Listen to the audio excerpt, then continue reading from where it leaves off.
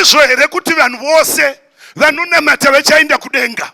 Nokuti siri kunamata, avo vari kunamata machechi ose anodana zita raMwari. Teka mukomana. Matthew chapter 7 verse 21. Inoti havasi vose vanoti kwandiri Ishe, Ishe vachapinda muushe hwokudenga, asi unoita kuda kwababa vangu. Hamuda kuzviwa sangano. Maybe I'm too fast. Jesu pachake ndiye ari kuti iye masavanta havasi vose vanonamata maziyo namapendekosi. Rega ndikuudze mudikani, nhasi patakabata panopisa. Usanakigwa nokungodana zita raMwari. Iwa vhesi yati havasi vose vanonamata vachiti Mwari Mwari vachapinda. Bhaibheri harina kukusvoda, rati vachapinda.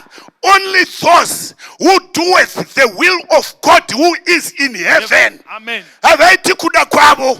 Terera munhu waMwari. Havaiti kuda kweshamwari dzavo. Havaiti kuda kwaprofeti.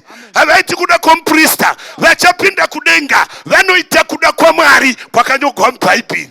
Vachapinda kudenga. Havaiti kuda kwavafundisi vavo. Vachapinda kudenga. Havaiti kuda kwemoyo.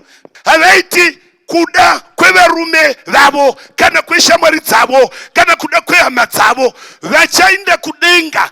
Jesu wati vanoita kuda kwaMwari kwakanyogwa mubhaibheri.